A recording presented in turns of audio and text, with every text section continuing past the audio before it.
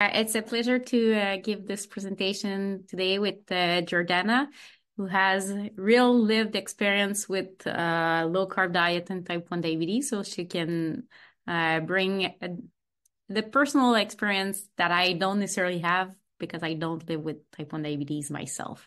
I have to say that I am engaged with the ODNQ and I've been revisiting their position paper on low carb diet in the context of diabetes, and that I strongly believe that all diets can be good. However, we need to balance the risk and benefits, and we need to have open discussion with our healthcare teams to receive proper guidance. So I'll disclose that right from the start, so you may understand better where I want to go with this presentation.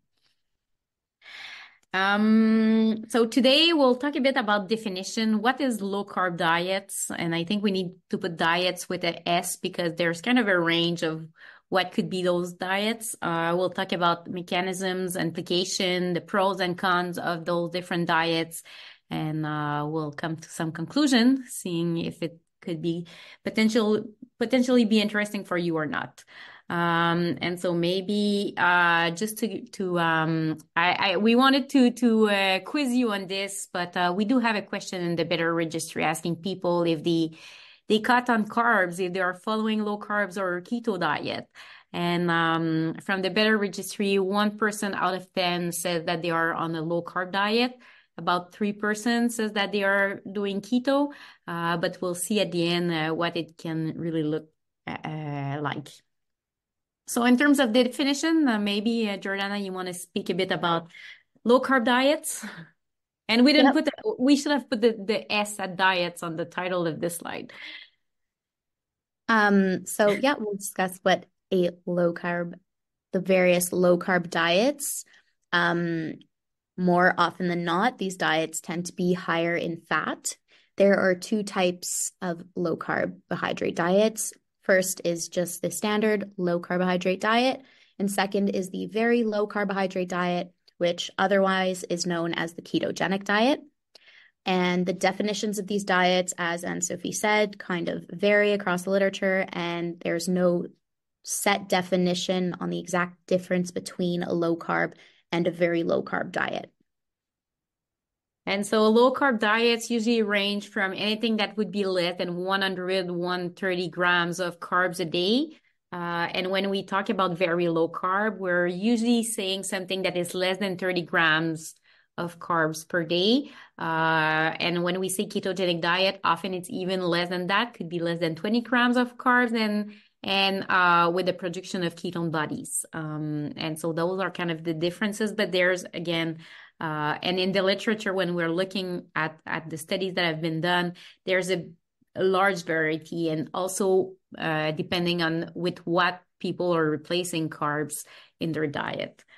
So if we compare low carb, you want me to put the full slide? Yep. So we could see here the macronutrient breakdown of the ketogenic diet versus the standard recommended diet. So with regards to the ketogenic diet, the carbohydrates are at the top of the pyramid since they only make up around 4 to 15% of one's total caloric intake.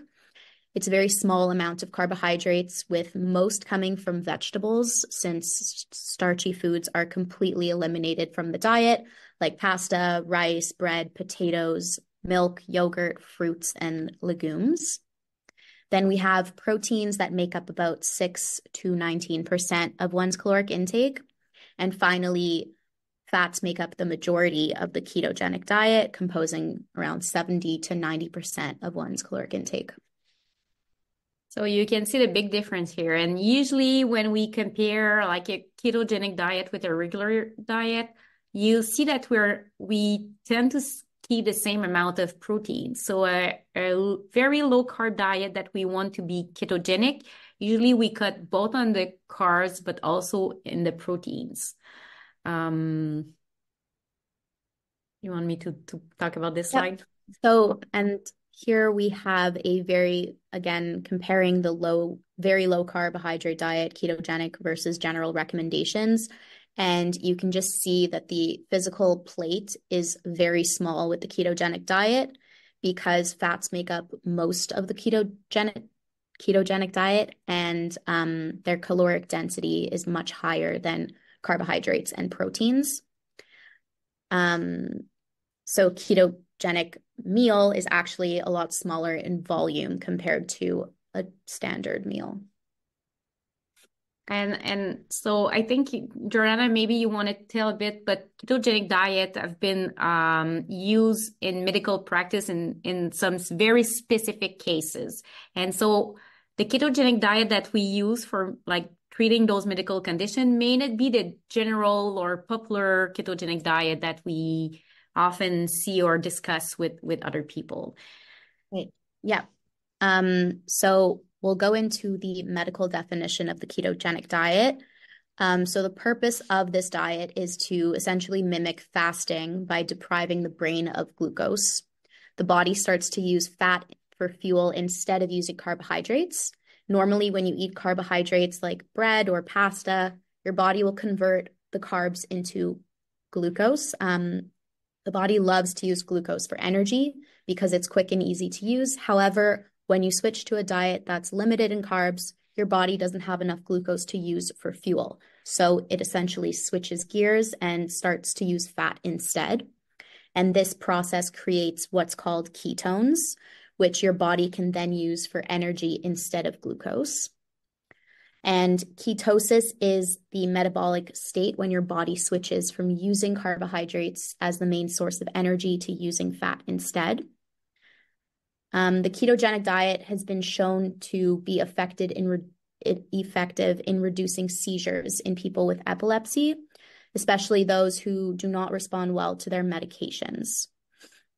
Often the diet is first introduced in a hospital setting because there's various tests and follow-up appointments that are required when starting out. Some of the things that might be monitored at the hospital are growth, hydration, blood values, blood density scans, nutritional deficiencies, and more. And fats are always added to meals and snacks when following the ketogenic diet. For example, adding cream, butter, oil, mayonnaise. And it's also essential to supplement with certain vitamins and minerals that may be lacking in the diet because there's a lot of food groups that are cut out when you are following the ketogenic diet. And carry on. Sorry. Yeah. And so when following the ketogenic diet, there's a certain ratio of fat to protein and carbohydrates that need to be met. And the reason why we keep protein lower than fat is because consuming too much protein can possibly interfere with the state of ketosis. So when you eat more protein than your body needs, excess would be converted into glucose through a process called gluconeogenesis. And this increases the amount of glucose in your bloodstream, which might then kick you out of the state of ketosis or make it harder for your body to stay in the state. So here we have some example ketogenic meals following a 3-to-1 ratio of fats to protein and carbohydrates. So a typical breakfast on the keto diet might look like a plate of scrambled eggs cooked in fats like butter or coconut oil or ghee, which is a clarified butter. This could be served with cooked spinach. A lunch example could be a piece of fish like salmon served with broccoli, cooked in olive oil with a side of mixed nuts. And lastly, a dinner could look like a piece of steak cooked in butter, served with mashed cauliflower as an alternative to mashed potatoes. This could be served with a side salad with oil and vinegar. But basically, from all of this, you could see that the focus is on wholesome fats, moderate protein, and very minimal to no carbohydrates in the meals. And so the idea with the ketogenic diet is really that we deplete first our reserve of energy. So we deplete the glycogen we have in the muscle and the liver. And once we don't have this source of energy anymore because we've been cutting on the carbs, we've used our reserves, then we start burning fat and using the fat in our liver to produce ketone bodies. And so the fatty acids will become those ketone bodies, and those ketones will be the source of fuel for our brain and for all our activities. So that's the idea behind the ketogenic diet. And so this ketosis state need to be very rigorously followed in the context of epilepsy, for example. In the context of diabetes, it's really unsure if we need to follow a ketogenic diet as stringent as what was presented before. And like, is it really the benefits of the ketones versus cutting the carbs that are really what we are looking for? And again, we don't have clear evidence for this. So it's important to know how hard it could be to be on a ketogenic diet, and it's also associated with some side effects as well. And so when we develop ketones bodies, it's like when you're in diabetic ketoacidosis, when you're in hyperglycemia, you have very little insulin in circulation. Your body feels like it's starving, and so you develop ketones body to bring more energy because you don't have insulin to use the glucose you have in your blood. So that's another way of creating ketones bodies. And that's the one that is very dangerous. When you're cutting on the carbohydrates and you develop those ketones, it's more like we have this when we're fasting overnight. Sometimes our ketones, everyone, not only someone with diabetes, but anyone will see their ketones level being a bit more elevated, but we are not talking at the level that we're talking when we're saying that you're in decay. And so there have been a recent study that have observed the level of ketone bodies that someone with type 1 diabetes may develop when they go on a ketogenic diet. So if they go very low, even low carb or very low carb. And so as soon as you start cutting your carbs and you have less than 100 grams per day of carbs, you may see your ketone bodies going up. It's still related to this nutritional ketosis that you're developing. If you still have some insulin in circulation, it shouldn't be problematic. However, what we see is that as soon as you get under 30 grams of carbs a day, there's a really peak of ketones, and it can go up to 1.2, 1.3 millimole per liters of ketones that are being measured. And so if you decide to cut on carbs, I would encourage you to monitor your ketones to see at what level you're going, and considering that you still need to have insulin in circulation because you don't want this to be too problematic, and to monitor your blood glucose for sure. So you can expect to see your ketone bodies raise with cutting on carbs. So we'll talk about pros and cons because there's a couple of cons and pros. Yeah. So one of the notable disadvantages of the ketogenic diet is what's known as the keto flu. So this describes a collection of symptoms that some people might experience when they first start the ketogenic diet.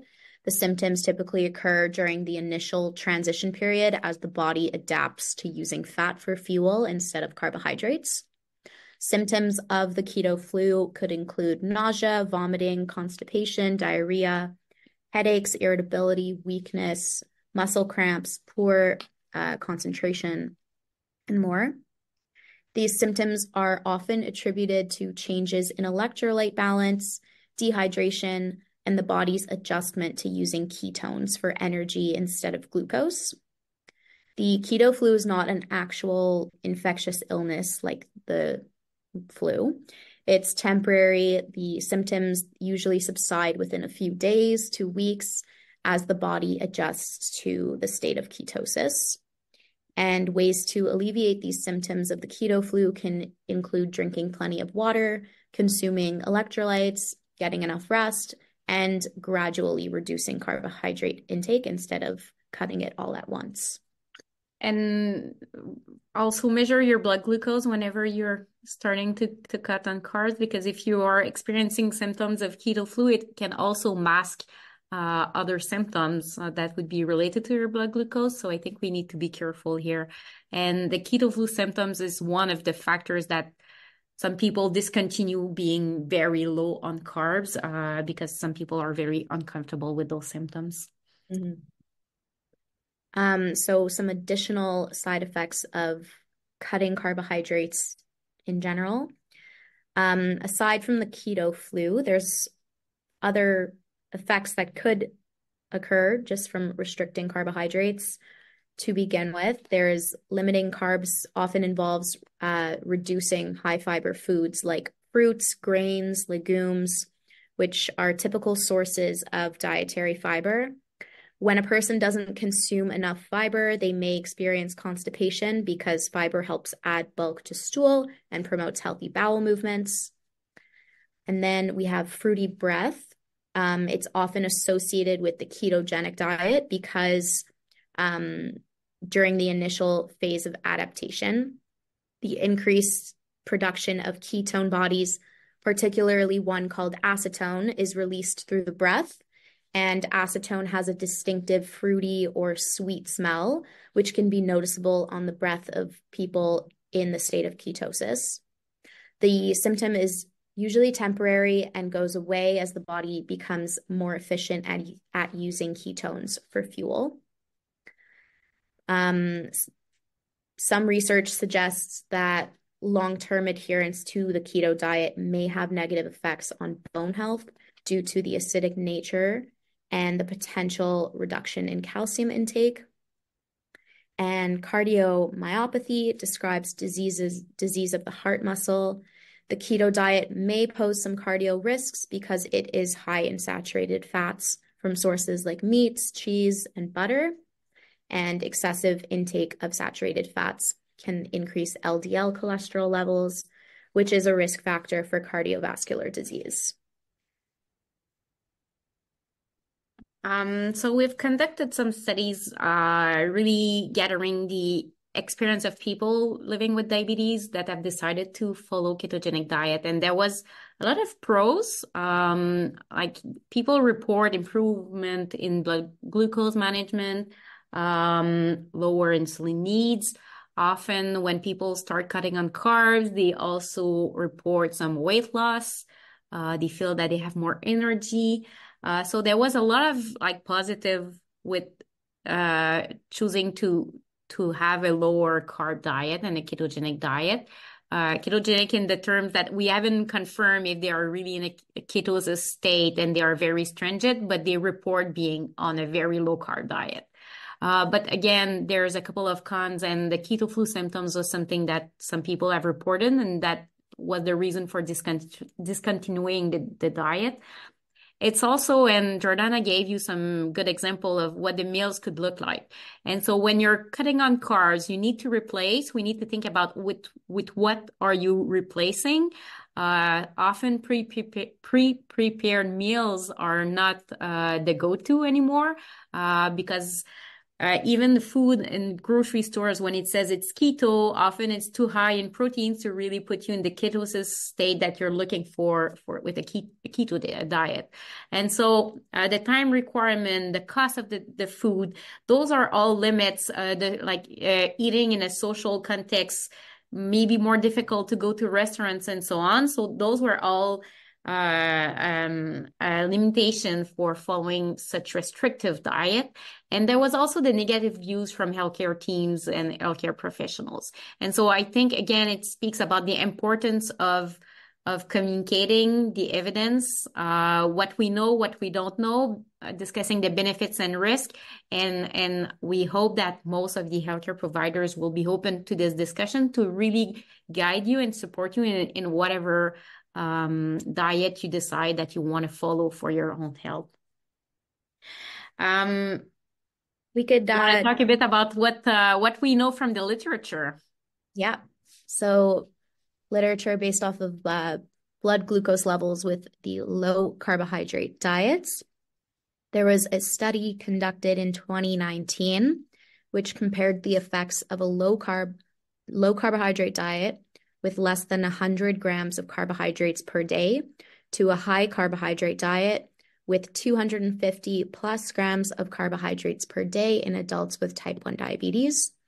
The study found that a low carbohydrate diet can lead to lower glycemic variability, which is beneficial for managing blood sugar levels. Reducing carbohydrate intake was also found to result in lower HbA1c levels, which is a key marker of long-term glucose control. Weight loss was observed in individuals following the low carbohydrate diet, potentially due to the satiating effect of fats and proteins. Additionally, there were significant increases in systolic and diastolic blood pressure during a high carbohydrate diet, raising potential concerns about the diet's effects on blood pressure. And then a more recent study in 2023, researchers examined the impact of a low carbohydrate diet consisting of minimally processed whole foods in 16 adults living with type 1. There was a 4-week control period following their habitual diets of 150 grams plus of carbohydrates per day, followed by a 12-week intervention period following a low-carb diet, which ranged from 25 to 75 grams of carbohydrates per day. Things that were assessed before and after the control and intervention periods were HbA1c levels, time in range, frequency of hypoglycemia, total daily insulin, and quality of life. And by implementing a low-carb diet supervised by healthcare professionals, it led to enhancements in glycemic control without elevating the risk of hypoglycemia. HbA1c values were seen to improve from 7.7% to 7.1%. Total daily insulin doses dropped from 65 units per day to 49 units per day. Time in range increased from 59% to 74%, and quality of life was found to be improved overall as well. I think this is a really interesting study. Even though it's only 16 people, it's only 12 weeks. Again, limited evidence, but it shows that like people who are following this diet did appreciate it. We can work with our healthcare providers, our nutritionists, to achieve and adhere to such a diet, because adherence is key, and that's what we are lacking of information on.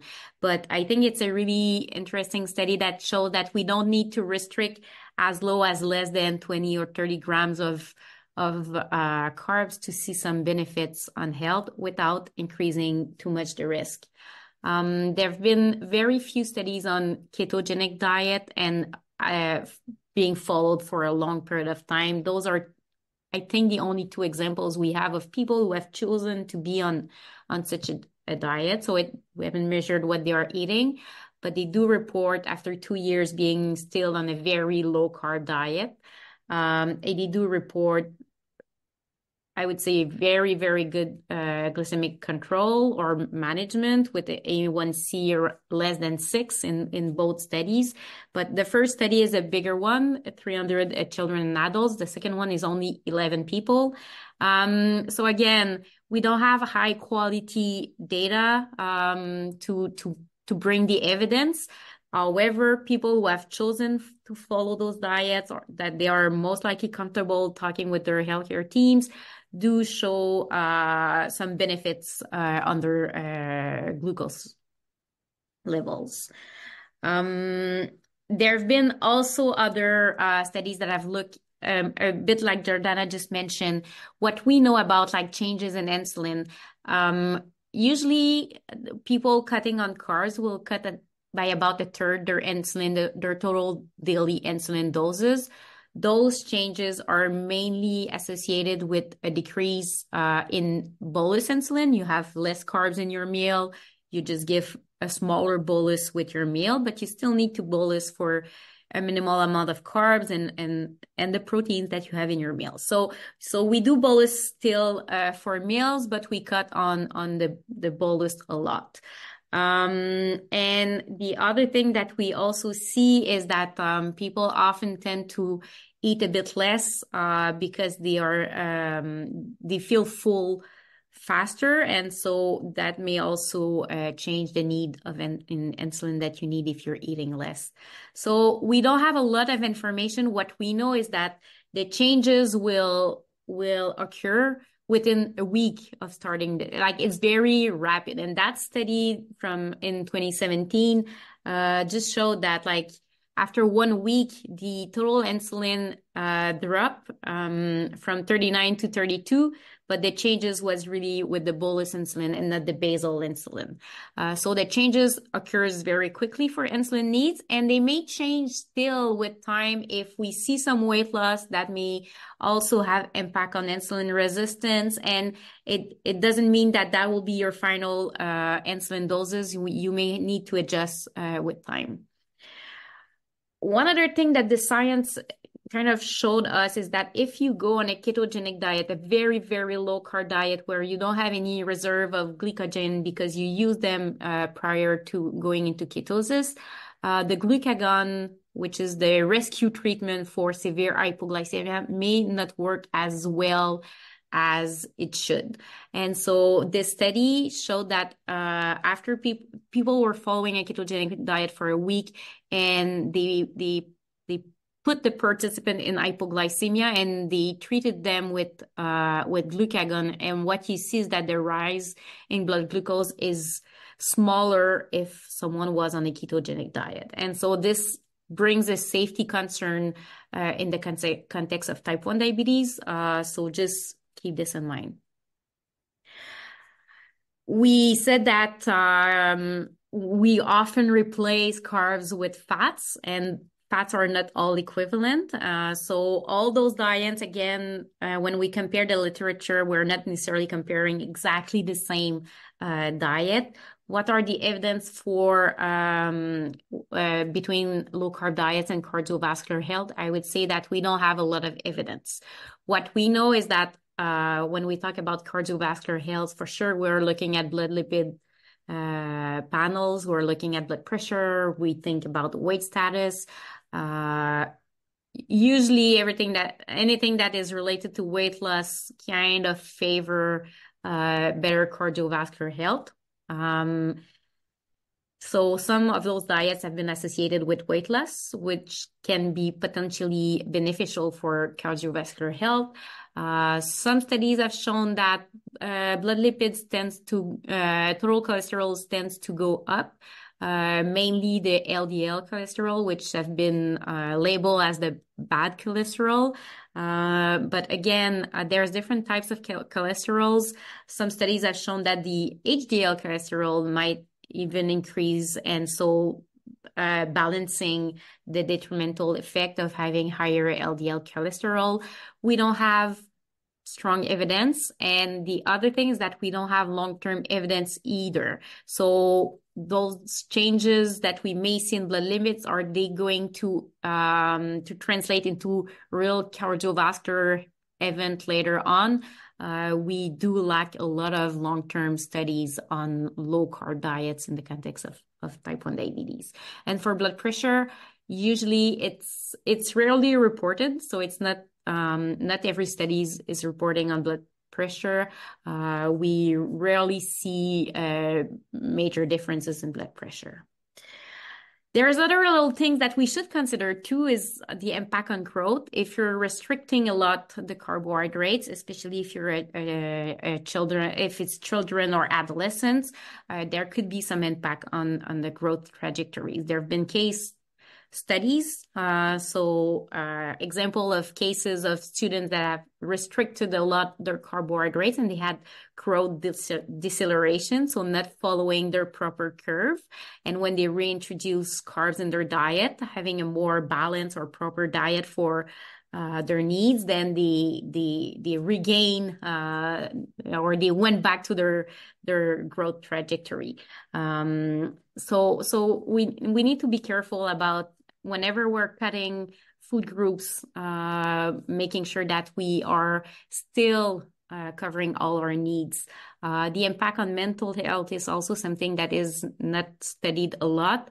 However, we know that when we restrict some food groups, it can be a trigger for eating disorders. So there's a potential risk here that some people may develop some eating disorders, or that may amplify some mental health issues that they may be experiencing if they restrict too much their diet. So those are just some other things to consider that we don't have a lot of evidence on. Just to kind of bring all this literature all together, like the scientific literature on low-carb diets is limited to very small sample size studies. Often we're talking about 10, 16 people. It's not necessarily robust study design to say that without doubt this will be the impact that we expect. There's a lot of observational studies, people that have chosen to be on those studies, on those diets. So we are limited with the quality of the study designs. In research, it's really hard to evaluate the dietary intakes. It's a big limitation of all studies. And what we realize when we look at the literature is often they don't even measure what people are really eating. So we are reporting on diets, but we don't really know what people are eating. This is a big concern. And so we need to promote having rigorous study design, rigorous ways of measuring dietary intakes. There's also high dropout rates in those studies. So often when we are going for a more restrictive diet, what we see is that often people just discontinue the diet. And so even in the study, the recent study we showed you with 16 people, there was 20 at the beginning and 4 people dropped out of the study. Very restricted diet are not for everyone. Not everyone can follow them. And that's a big concern. And all the studies, not only in type 1 diabetes, but also in type 2 diabetes and in the context of obesity, when we're looking at very low carb diet, we see a very high dropout rate. The other thing, when I was saying like they don't measure dietary intake, sometimes when they do, even though they are looking at impact of a low carb diet, if they measure, people are not on a low carb diet anymore.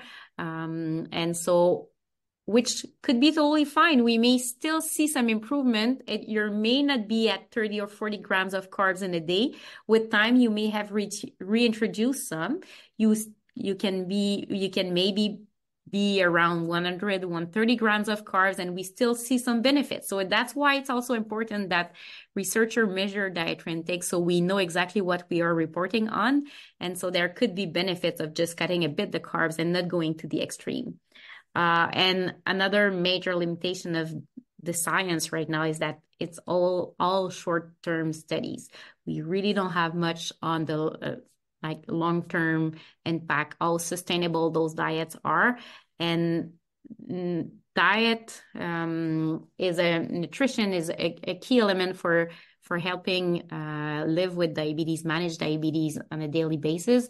But we're talking about a chronic condition, so we need a chronic solution as well. And so we need to make sure that it's not a fixed diet that you will be able to follow for only a month, but that you will be able to follow for a longer period of time.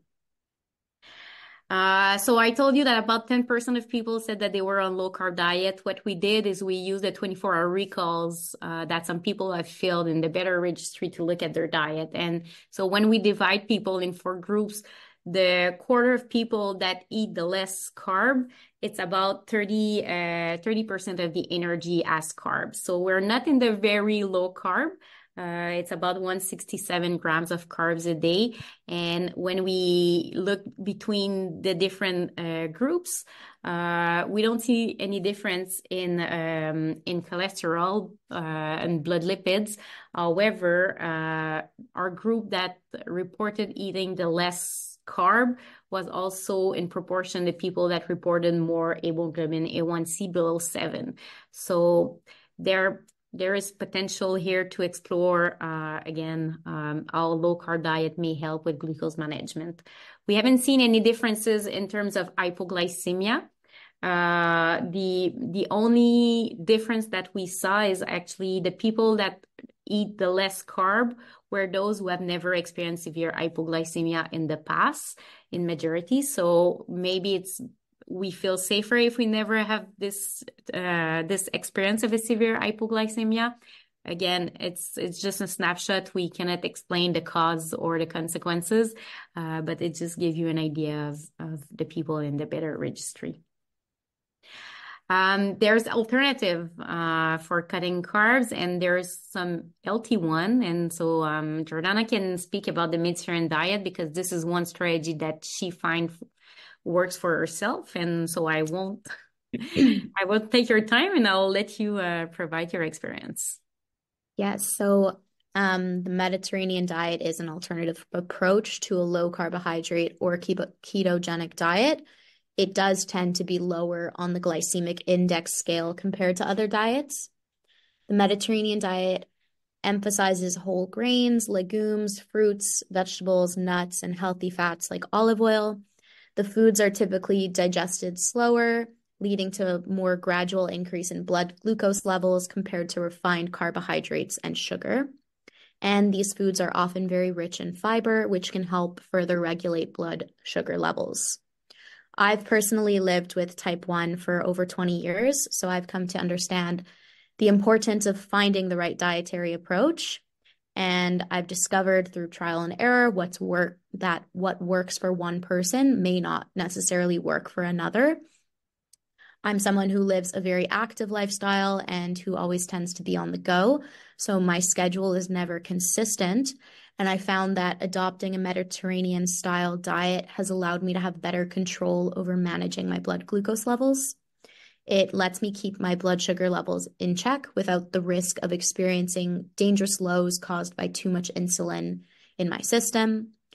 The diet assumes about 15 grams of fiber for every 1,000 calories, which has a significant impact on the prevention of overweight, obesity, diabetes, and cardiovascular diseases.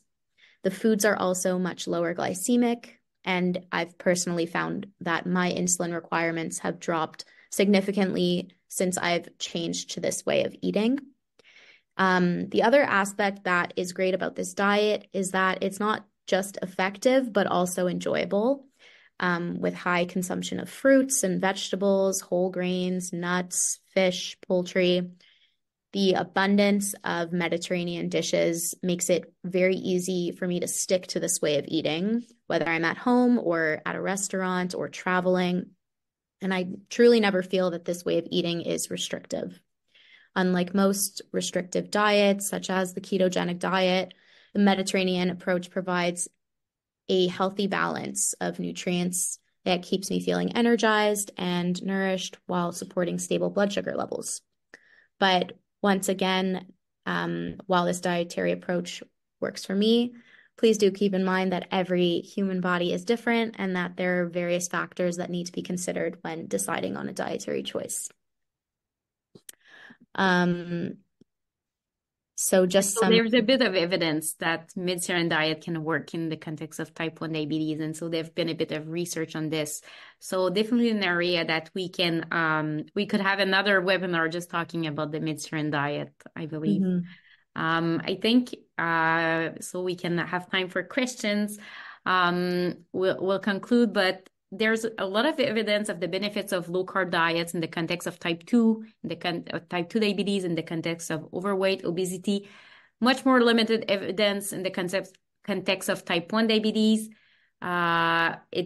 It's often challenging to maintain a very restrictive diet for a long time period. So I think the importance here is to find the level of comfort you have in cutting in some of the carbs.